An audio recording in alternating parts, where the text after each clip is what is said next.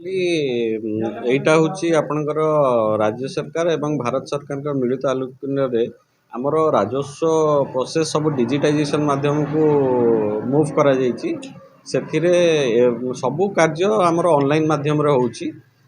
ସେଇ ବିଷୟରେ ଆମର ଯେଉଁ ଜିଲ୍ଲାମାନେ ସେମାନେ 100% ଆଚିଭ୍ କରିଥିଲେ ଟାର୍ଗେଟ୍ ଡିଜିଟାଇଜେସନ୍ ଟାର୍ଗେଟ୍ ଗତ ଜୁଲାଇ ମାସରେ ଆମକୁ ମାନନୀୟ ରାଷ୍ଟ୍ରପତିଙ୍କଠୁ ଓଡ଼ିଶାରୁ 17ଟି ଜିଲ୍ଲାକୁ ପୁରସ୍କୃତ କରାଯାଇଥିଲା।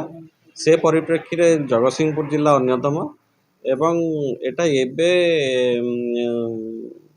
ସେଣ୍ଟ୍ରାଲ ଗଭର୍ଣ୍ଣମେଣ୍ଟ ଆମର କେନ୍ଦ୍ର ସରକାର ଚାହିଁଲେ ଯେ ଯେଉଁ ଜିଲ୍ଲାମାନେ ପୁରସ୍କୃତ ହେଇଛନ୍ତି ତାଙ୍କୁ କେମିତି ଭିଲେଜ୍ ଲେଭେଲରେ ପ୍ରୋତ୍ସାହନ ଦିଆଯିବ, ଯେମିତିକି ସମସ୍ତେ ଡିଜିଟାଇଜେସନ୍ ମାଧ୍ୟମକୁ ତାଙ୍କ କାର୍ଯ୍ୟ ରାଜସ୍ୱ ଲ୍ୟାଣ୍ଡ ରିଲେଟେଡ୍ କାମ ମୁଭ୍ କରିବେ। ଆପଣଙ୍କର ଦେଖନ୍ତୁ ଏନି ସାର୍ଟିଫିକେଟ୍ ହେଲା, ଏନି ଆପଣଙ୍କର ସେଲ୍ ପରଚେଜିଂ ରେଜିଷ୍ଟ୍ରେସନ୍ ଅଫିସ୍, ତହସିଲର mutation, everything has been moved online.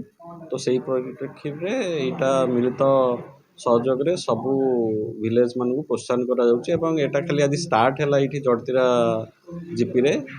ଆଗକୁ ଆମର ତିର୍ତ୍ତୋଲ ତହସିଲର ସମସ୍ତ ଜିପି ଏବଂ ସମସ୍ତ ଭିଲେଜ୍ ମାନଙ୍କୁ ଆମେ ଯାଇକରି ସାର୍ଟିଫିକେଟ୍ ପ୍ରଦାନ କରି ତାଙ୍କୁ ପ୍ରୋତ୍ସାହନ ଦେବୁ।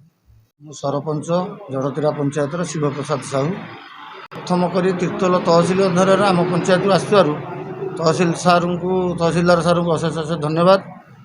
କେମିତି ପବ୍ଲିକରେ ଲୋକ ଚିରପକୃତ ହେବେ ଏହି ବାବଦରେ ସାହାଯ୍ୟ ସହାନୁଭୂତି ପ୍ରଶାସନ ତରଫରୁ ମିଳିବା ଆବଶ୍ୟକ। ସଫଳ ହେଇଛି ମାନେ 100କୁ 100 ସଫଳ।